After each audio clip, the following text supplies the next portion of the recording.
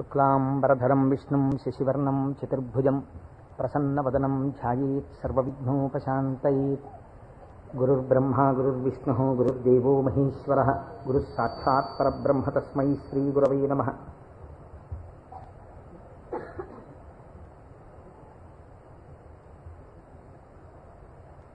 వ్యాసాయ విష్ణురూపాయ వ్యాసరూపాయ విష్ణవే నమో వై బ్రహ్మనిధయే వాసిష్ఠాయ నమో నమః. కూజంతం రామ రామేతి మధురం మధురాక్షరం ఆరుహ్య కవితాశాఖాం వందే వాల్మీకికోకిలం. శ్రుతిస్మృతిపురాణానాం ఆలయం కరుణాలయం నమామి భగవత్పాదశంకరం లోకశంకరం. వాగర్ధావివ సంపృక్తౌ వాగర్ధప్రతిపత్తయే జగతః పితరౌ వందే పార్వతీపరమేశ్వరౌ. సూక్తిం సమగ్రయతున స్వయమేవ లక్ష్మీః శ్రీరంగరాజమహిషీమధురైకటాక్షైః. వైదగ్ధ్యవర్ణగుణగుంభనగౌరవైర్యాం కండూలకర్ణకుహరాः కవయోధయంతి. హైమోర్ధ్వపుండ్రమజహన్మకుటం సునాసం మందస్మితం మకరకుండలచారుగండం బింబాధరం బహుళదీర్ఘకృపాకటాక్షం. శ్రీవేంకటేశముఖమాత్మని సన్నిధత్తాం మనోజవం మరుతతుల్యవేగం జితేంద్రియం బుద్ధిమతాం వరిష్టం. వాతాత్మజం వనరయూధముఖ్యం శ్రీరామదూతం శిరసా నమామి. ఆపదామపహర్తారం దాతారం సర్వసంపదాం లోకాభిరామం శ్రీరామం భూయో భూయో నమామ్యహం. సింధూరారుణ విగ్రహాం త్రినయనాం మాణిక్యమౌళిస్ఫురత్తారానాయకశేఖరాం స్మితముఖీం ఆపీనవక్షోరుహాం. పాణిభ్యాం అడిపూర్ణరత్నచషకం రక్తోత్పలం బిభ్రతీం సౌమ్యాం రత్నఘటస్థరక్తచరణాం ధ్యాయేత్ పరేదంబికాం. హరి ఓం. పరమేశ్వర స్వరూపమైన సభకి నమస్కారం. ఇది ఉత్తరాయణ పుణ్యకాలం. దక్షిణాయనం పూర్తయి మనం ఉత్తరాయణంలోకి ప్రవేశించాం.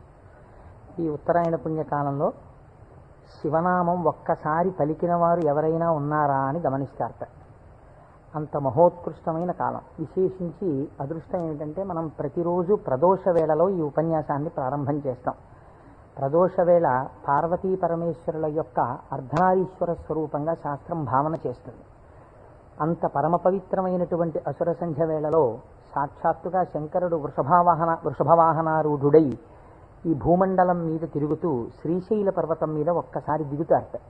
అందుకే సంధ్యారంభ విజృంభితం శృతిశిరస్థానాంతరాధిష్ఠితం సప్రేమ భ్రమరాభిరామమసకృత్సద్వాసనాశోభితం భోగీంద్రాభరణం సమస్త సుమన పూజ్యం గుణావిష్కృతం సేవే శ్రీగిరి మల్లికార్జున మహాలింగం శివాలింగితం అంటారు. ఒక మద్ది చెట్టు నల్లుకున్నటువంటి మల్లెతీగని చూసినటువంటి శంకర భగవత్పాదులు పార్వతీదేవి చేత ఆలింగనము చేయబడిన పరమేశ్వర స్వరూపాన్ని శ్రీశైల పర్వత శిఖరముల మీద దర్శనం చేసినటువంటి మహోత్కృష్టమైన శ్లోకం అది. అటువంటి శివస్వరూపాన్ని మనం ప్రదోష వేళలో ప్రవచనంగా చేసుకునే ముందు శివపురాణం సామాన్యమైంది కాదు, చాలా పెద్ద గ్రంథం అది. అంత పెద్ద గ్రంథంలో మనకి ఉపయుక్తమైనవి ఉన్నాయి, చాలా జటిలమైనవి ఉన్నాయి. నిత్య జీవితంలో వాటిని అనుష్ఠానంలోకి తెచ్చుకోవడానికి అన్ని ఆశ్రమాలకి అలివి కానివి ఉన్నాయి. కనుక నేను అనుకున్నాను, శివాష్టోత్తర శతనామ స్తోత్రాన్ని ఉత్తరాయణ పుణ్యకాలం కనుక నేనేదో ప్రవచనం చేయడం కేవలం వినడం కాకుండా ప్రతిరోజు ఈ కార్డు పట్టుకుని వస్తే ప్రదోష వేళలో మనం ఇటువంటి దేవాలయంలో కూర్చుని చెప్పుకున్నటువంటి నామం 1,000,000 రెట్లు ఫలితం ఇస్తుంది. ఒక 30 రోజులో 40 రోజులో ఈ ప్రవచనాలు కొనసాగినప్పుడు మీరు ప్రతిరోజు ఈ నామాలు పలికారనుకోండి, 108 ఇంటూ 1,000,000 అంత నామం చేసినటువంటి ఫలితం మన ఖాతాలో ఈశ్వరుడు వేస్తాడు. దాని మీద వినడం శృణ్వం తపః, అది తపస్సు చేసినటువంటి ఫలితం అవుతుంది. ఉత్తరాయణ పుణ్యకాలంలో ఇంతకన్నా మనం చేసుకోగలిగినటువంటి మహద్భాగ్యం ఏముంటుంది? దీని మీద సుబ్రహ్మణ్యేశ్వర స్వామి వారికి ఇతపూర్వం నాకు తెలిసి కాకినాడ పట్టణంలో ఎన్నడూ జరగనంత అత్యద్భుతమైనటువంటి కార్యక్రమాన్ని మనం ఫిబ్రవరి 10, 11 తేదీలలో సుబ్రహ్మణ్యేశ్వర స్వామి వారి ఆవిర్భావము, తారకాసుర సంహారము, వల్లీ కళ్యాణము ఇవన్నీ శివపురాణాంతర్గతంగా వస్తాయి. ఇవన్నీ విన్న తరువాత 200 జంటలు పాలకావిళ్ళు ఎత్తి పట్టుకుని కావిడి పట్టుకున్న వాళ్ళకి ఇంకా ఆచంద్రతారార్కం వంశాభివృద్ధి కోరికలు తీరుస్తానని పరమాత్మ ప్రకటించారు. ద్రవిడ దేశంలో అయితే కావిడి పట్టుకుని వెడుతుంటే సంతానము లేనటువంటి స్త్రీలు పడుకుని వారు దాటేటట్టుగా పడుకుంటారు. వారు దాటితే సుబ్రహ్మణ్యుడే దాటినట్టు. సంతానము కలగకుండా ఉన్నటువంటి ప్రతిబంధకము దానివల్ల తొలగిపోతుంది అని. అటువంటి ఉత్సవం నాకు తెలిసి జరగలేదు. పెద్దలు ఇతపూర్వం ఎవరైనా చేసి ఉండవచ్చు. అటువంటి ఉత్సవాన్ని మనం ఫిబ్రవరి 11వ తారీఖున చేసుకోబోతున్నాం ఇక్కడ. ఆ రోజున సుబ్రహ్మణ్య సంబంధంగా ఒక గొప్ప హోమం జరుగుతుంది. సుబ్రహ్మణ్యుడికి పాల కావిళ్ళు పట్టుకొచ్చిన కావిళ్లల్లో పాలతోటే అభిషేకం జరుగుతుంది. అదే రోజున స్వామివారికి సాయంకాలం వల్లీ కళ్యాణం జరుగుతుంది. బహుశా వల్లీ కళ్యాణం జరగడం అన్నది మనం చాలా తక్కువగా చూసాం. వల్లీ కళ్యాణం ఆ రోజు సాయంకాలం ఇక్కడ జరుగుతుంది.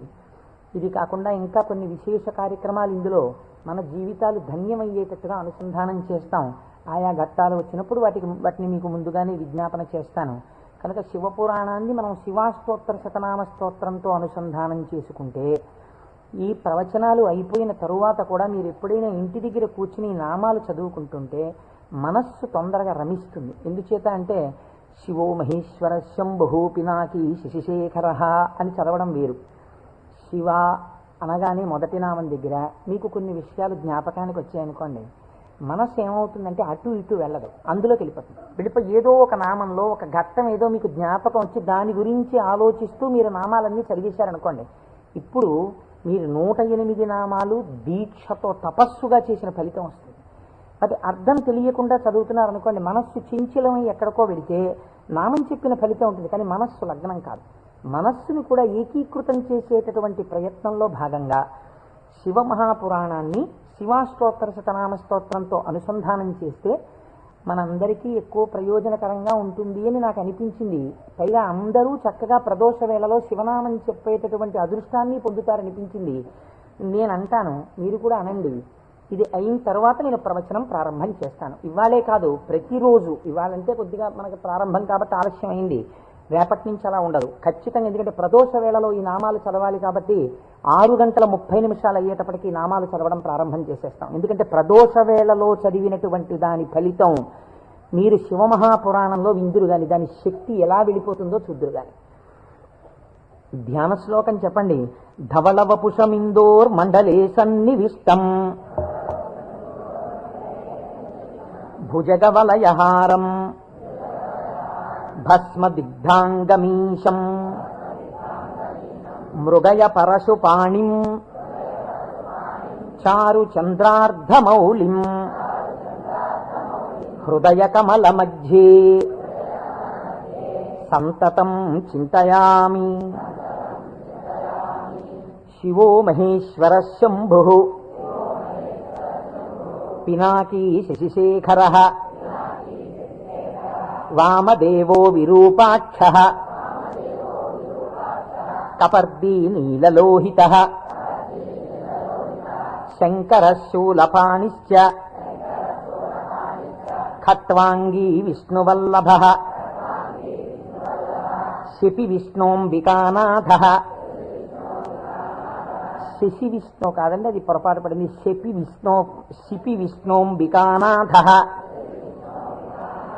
శ్రీకంఠో భక్తవత్సల భవశర్వస్త్రిలోకేశ శితికంఠ శివాప్రియ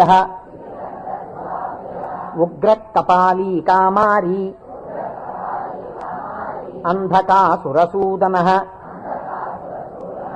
గంగాధరో లలాటాక్ష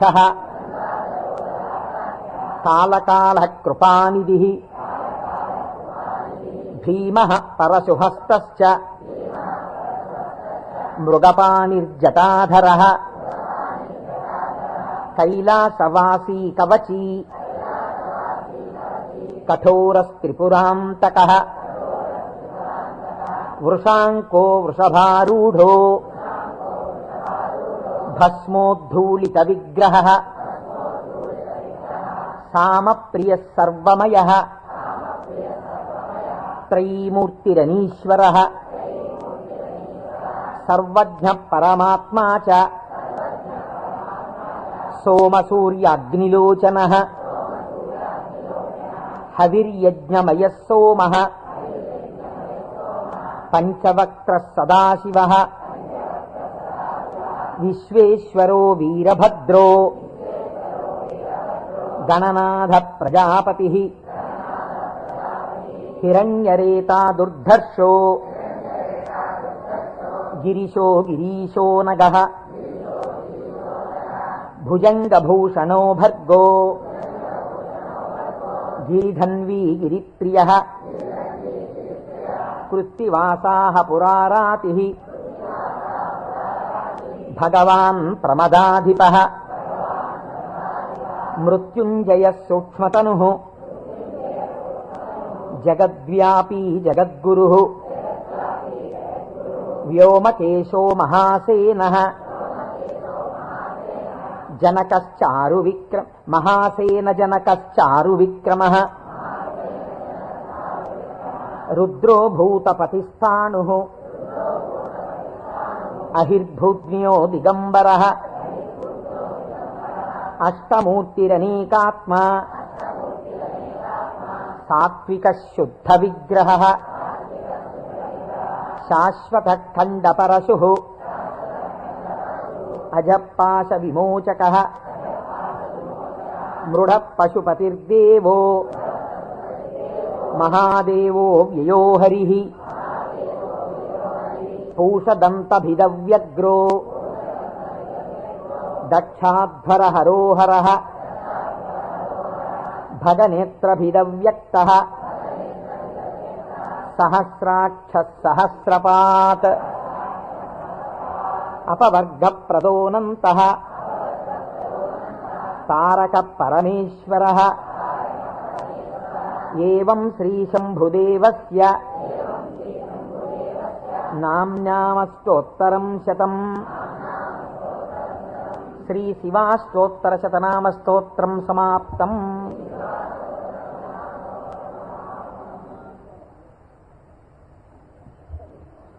హరి ఓం.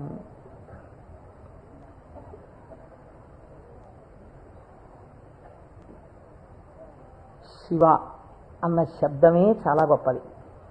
ఈ శివాష్టోత్తర శతనామ స్తోత్ర ప్రారంభం కూడా శివశబ్దంతో ప్రారంభమైంది. ఆ పురాణము కూడా శివ మహాపురాణము అని శివశబ్దంతో ప్రారంభమైంది. శివశబ్దాన్ని అమరకోశం వ్యాఖ్యానం చేసింది. అమరకోశం అంటే మనకి సాధికారికమైనటువంటి గ్రంథము. చిత్రం ఏమిటంటే దాన్ని రచించినటువంటి వారు జైనుడు. అమరసింహుడు అనబడేటటువంటి ఒక జైనుడు ఆయన అమరకోశాన్ని రచించి దానితో పాటుగా అనేక గ్రంథాలని రచించారు. కానీ వారు శంకర భగవత్పాదాచార్య స్వామి వారితో వాదనకి దిగినప్పుడు శంకరుల చేతిలో ఓడిపోయారు. ఓడిపోయినప్పుడు ఆయనకి బాధ కలిగింది. నేను శంకరాచార్యుల వారి చేతిలో ఓడిపోయాను కనుక నేను రచించినటువంటి గ్రంథములన్నీ కూడా పనికిమాలినవైపోయాయని ఆయన ఆ గ్రంథములన్నింటినీ తగలబెట్టేశారు. తగలబెట్టేసినప్పుడు శంకర భగవత్పాదాచార్య స్వామి వారికి తెలిసి, వారు బహు కారుణికులు, కారుణ్యమూర్తి శంకరులంటే, వారు గబగబా వచ్చి, ఎంత పని చేశావయ్యా, గ్రంథాలను ఎందుకు తగలబెట్టేశావు అని ఉన్న ఒకే ఒక గ్రంథం, మిగిలిపోయినటువంటి గ్రంథం అమరకోశం.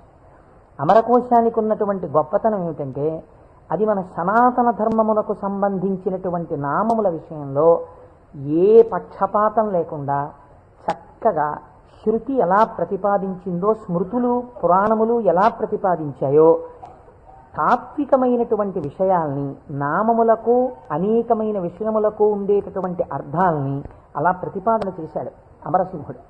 దాన్ని అమరకోశము అని పిలుస్తారు. మనం ఏదైనా ఒక విషయాన్ని ప్రతిపాదన చేసే ముందు సాధారణంగా ఒక్కసారి అమరకోశాన్ని చూస్తూ ఉంటారు.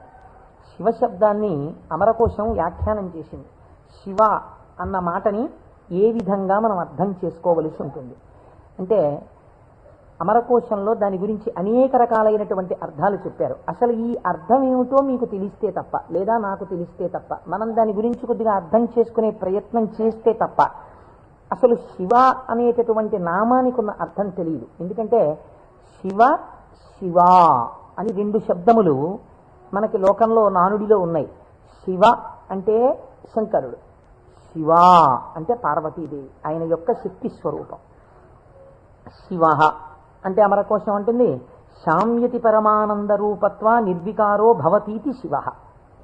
నిర్వికారుడై, నిర్వికారుడు అంటే మనకి వికారములు ఉంటాయి. నేను తరచూ మీకు ప్రస్తావన చేస్తుంటాను. ఈ జగత్తులో ఉన్నటువంటి సమస్త ప్రాణులకు, సమస్త జీవులకు 6 వికారములు ఉంటాయి. ఇవి షడ్వికారములు అంటారు. కాలములో ఏదైనా వచ్చిందనుకోండి, దానికి పుట్టినటువంటి తేదీ అని ఒకటి ఉంటుంది. పుట్టిన తేదీ అన్నది పడినది అంటే మీరు ఒకటి గుర్తుపెట్టుకోవాలి, అది షడ్వికారములకు లోనైపోతుంది. ఈ భావన మీ మనస్సులో బాగా రూఢమైందనుకోండి, బాగా పూనుకుందనుకోండి, అసలు సగానికి సగం లోకం పట్ల ఉండేటటువంటి తాదాత్మ్యత తగ్గిపోతుంది.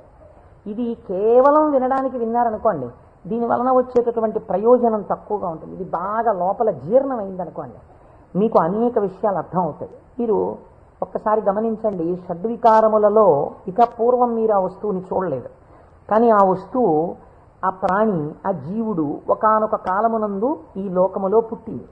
కాబట్టి ఇప్పుడు దానికి జన్మము అన్న తేదీ ఒకటి వచ్చింది కాలంలో. సరే, కాలం అన్నది యథార్థమా అంటే బీజస్యాంతరివంకురో జగదిదం ప్రాంగ్ నిర్వికల్పం పునః మాయా కల్పిత దేశకాల కలనా వైచిత్ర చిత్రీకృతం అన్నారు శంకరాచార్యులు వారు. ఆ తత్వ పరిశీలనాన్ని పక్కన పెడితే ఒక జన్మ తేదీ ఉంది. ఈ జన్మ తేదీలో ఒక ప్రాణి కనపడగానే శాస్త్రం అంది 6 విషయాలు గుర్తుపెట్టుకో. ఇక పూర్వము లేనిది పుట్టినది. పుట్టినది మీరేమనాలి? ఎవరో పిల్లాడు పుట్టాడు, వాడు ఏడుస్తున్నాడు, పిల్లాడు ఉన్నాడండి. పుట్టిన పిల్లాడు ఏడవలేదు. అయ్యో ఏమిటి పిల్లాడు ఏడవట్లేదు అని కదిపి చూశారు. కదిపి చూస్తే డాక్టర్ గారు వచ్చారు, స్టెట్ పెట్టారు, ఊపిరి తీయట్లేదు, నల్లగా అయిపోయి ఉన్నాడు. అయ్యో అమ్మ, నీకు మృత శిశువు జన్మించాడు అన్నాడు. కాబట్టి పుట్టినది. అసలు రెండో వికారం ఒకటి ఉంది, ఉన్నది భవతి అనగా ఈ లోకములోకి వచ్చినప్పుడు అది ఉన్నది.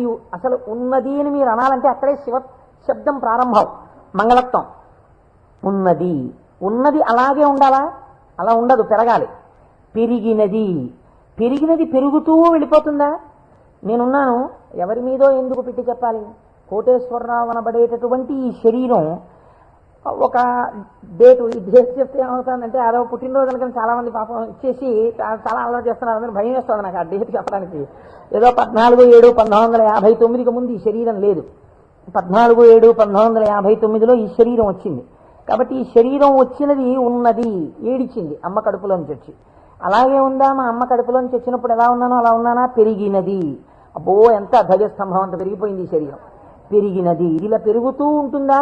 ఉండదు, తరిగినది. మీరు నన్ను ఒక 20 సంవత్సరాల తర్వాత చూశారనుకోండి, ఇది తరిగిపోతుంది. ఈ శరీరం వడిలిపోయి క్షీణించిపోవడం ప్రారంభమైపోతుంది. తరిగినది. తర్వాత ఆయనేనా అనవలసి వస్తుంది, మార్పు చెందినది. బాగా క్షీణించిపోయి ఇప్పుడున్నంత శరీరం ఉండదు. అయ్య బాబోయ్, అప్పుడు ఎంత ఉండేవారండి మనిషి, ఈయన అటుకంత అయిపోయారండి అంటాం. కాబట్టి మార్పు చెందినది, తరిగినది. ఇంకా కొంతకాలం అయిపోయిన తర్వాత నశించిపోయినది. ఇది శరీరం అంత్యేష్టి సంస్కారం చేయబడిపోతుంది. కాబట్టి ఈ 6 వికారములు సమస్త ప్రాణులకు ఉండి తీరుతాయి. జన్మ తేదీ ఉన్నది, చిట్ట చివరి వికారమునకు కూడా సమయం ఉన్నది. ఈ మధ్యలో ఈ 6 వికారములు నడుస్తుంటాయి. ఈ 6 వికారములన్నది లేనిది ఎవరైనా ఉన్నదా? ఉన్నది. అలా ఉన్నదేదో అదే శివ. అది కాలములో పుట్టలేదు, కాలములో పెరగలేదు, కాలములో ఉండలేదు, కాలములో తరగదు, కాలములో నశించదు. ఎవరి నుండి వచ్చినదో, ఎవరి ఎందు పెరిగినదో, ఎవరి ఎందు లయించిపోతున్నదో వాడు మాత్రం అలా ఉండిపోతున్నాడు. మేకలు వేయింజన్నను భాసురముగనొక్క కోటి పర్ణం వెక్కున్, ఆ కోతులు వేయింజన్నను కోకోయని కొంకినక్క కోయని కూర్చొని అంటారు జానపదులు. అందరూ వస్తారు, వెళ్ళిపోతాయి లోకాలన్నీ. చిట్ట చివరికి వెళ్ళిపోయిన లోకాలన్నీ ఎవరిలోకి వెళ్ళిపోయాయి? వాడు లయించిపోతాడా? వాడు లయించిపోడు. వాడిలోకి అన్నీ వెళ్ళిపోయి వాడు ఉండిపోతున్నాడు. అలా ఉండిపోయిన వాడెవడు? వాడు పరబ్రహ్మము. వాడికి శాశ్వతుడు, వాడికి కదలిక లేదు. వాడు ముందున్నాడు, చివరా ఉన్నాడు. అలా ఉన్నవాడెవడో వాడు నిర్వికారుడు. వాడికి వికారములు లేవు. వాడికి వికారం లేదు కాబట్టి వాడు ఎలా ఉంటాడు? వాడి జుట్టు తెల్లబడదు కదండి, వాడికి ముసలితనం లేదు, కాలము లొంగదీయలేడు. కాబట్టి ఇప్పుడు వాడు నిత్య యవ్వనుడు. అందుకే శివుడి గురించి చెప్పినా, అమ్మవారి గురించి చెప్పినా మనం ఏం చెప్తామంటే నమశివాభ్యాం నవయవ్వనాభ్యాం అంటాం. ఈ శ్లోకం మా ముత్తాతగారు చెప్పారు, అప్పుడు నవయవ్వనులే వాళ్ళు. మా తాతగారు చెప్పారు, అప్పుడు నవయవ్వనులే వాళ్ళు. మా ముత్తాతగారు వెళ్ళిపోయారు, మా తాతగారు వెళ్ళిపోయారు, మా తండ్రి గారు చేశారు కొంతకాలం ఆ శ్లోకాలు, మా తండ్రి గారు వెళ్ళిపోయారు. ఇప్పుడు నేను చేస్తున్నాను. నేను చెప్పిన నమశివాభ్యాం నవయవ్వనాభ్యాం పరస్పరాశ్లిష్టవపుర్ధరాభ్యాం. అదేమిటంటే మా ముత్తాతగారు, తాతగారు, తండ్రి గారు, నేను 4 తరాలు మారిపోయా, ఇంకా నవయవ్వనాభ్యామేనా? ఆ శ్లోకం మార్చద్దా? వృద్ధాప్యం రాదా? రాదు. ఎందుకు రాదు? మీరు కాలమునకు వశులై కాలమునందు మార్పు మీకు వస్తుంది. కాలస్వరూపములో మీ యందు మార్పులు తెచ్చేవాడెవడున్నాడో వాడు మార్పునకు అతీతుడుగా సాక్షిగా ఉన్నాడు.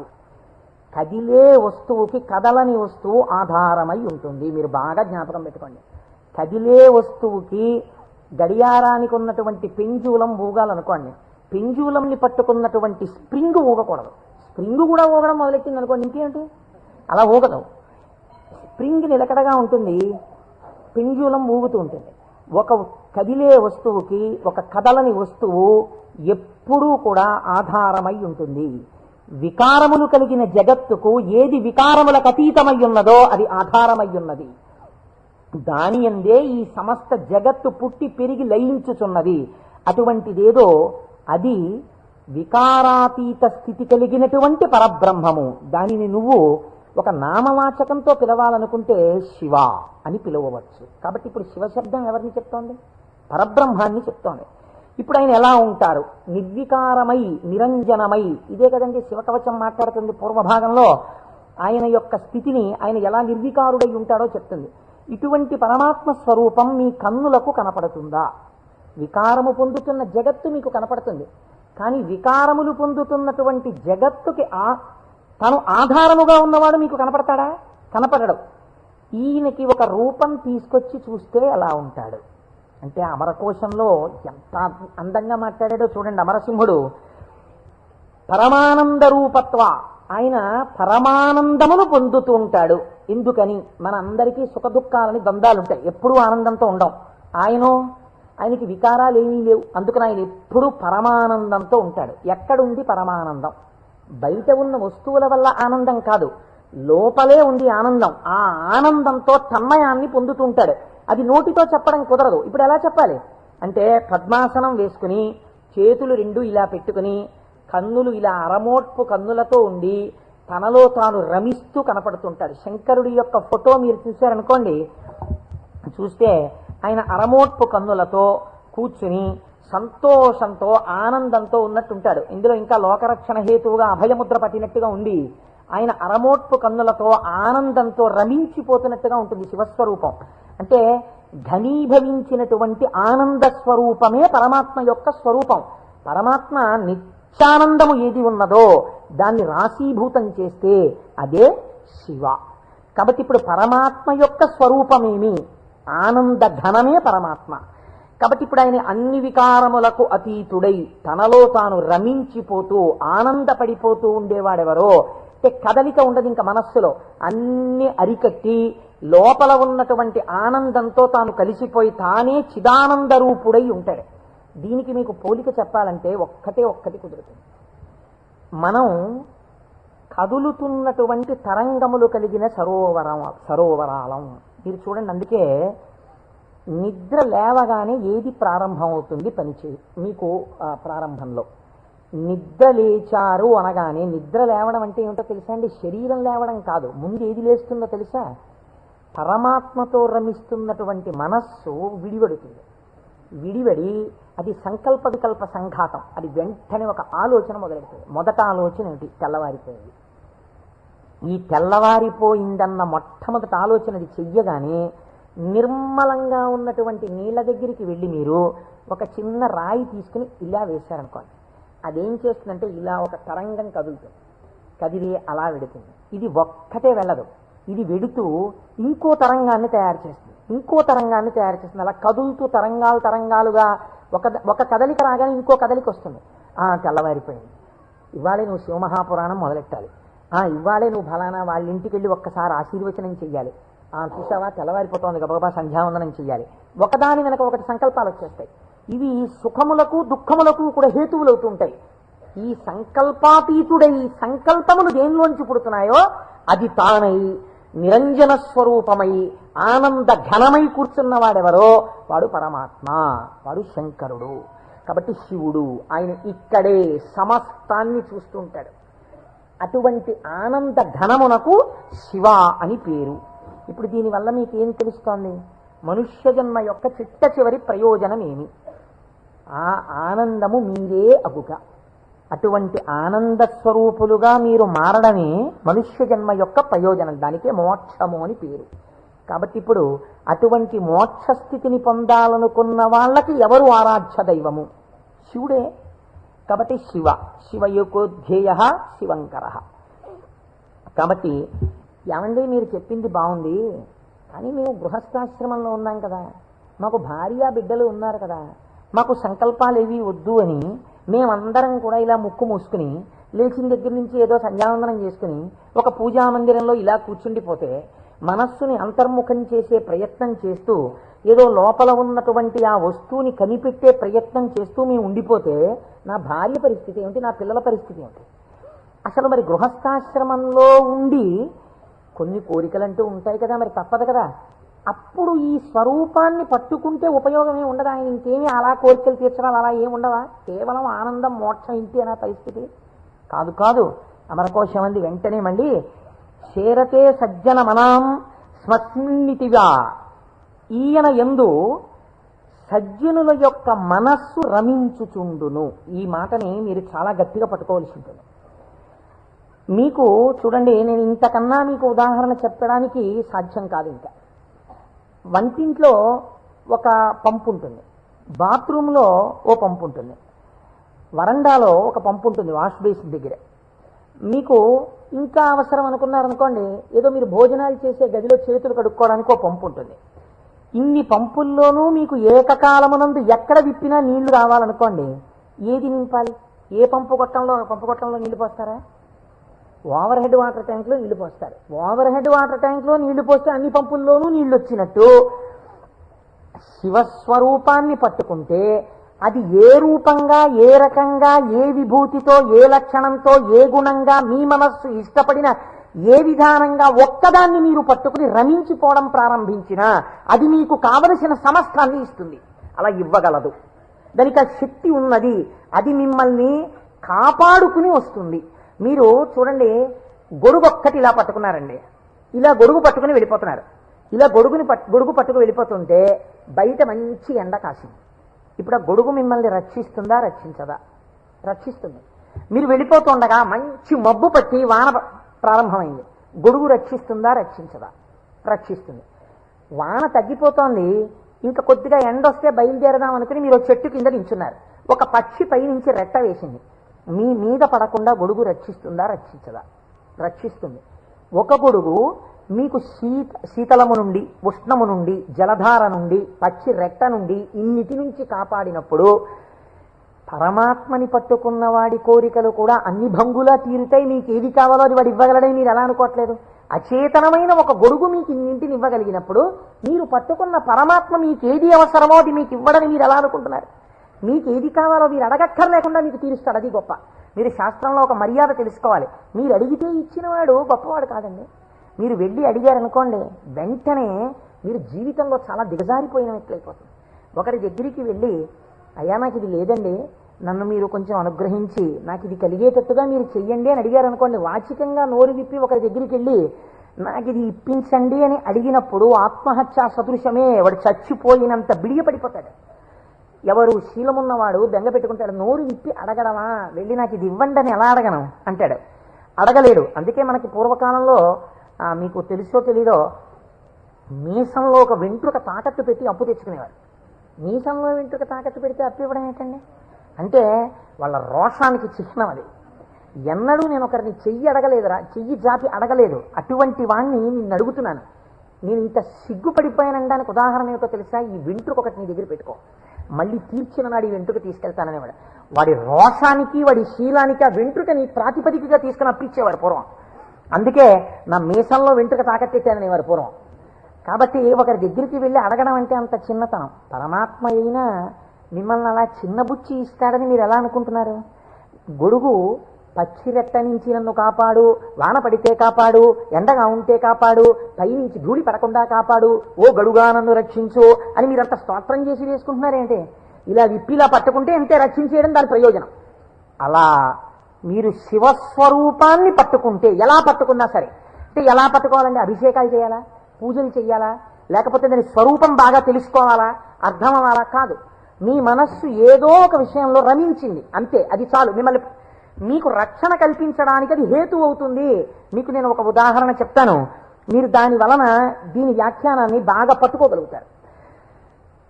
నాయనార్లని మళ్ళీ నేను ఏదో లౌకికమైన ఉదాహరణ ఎందుకు తేవాలి, మనకి 63 నాయనార్లు ఉన్నారు. అంటే శివుని యొక్క అనుగ్రహం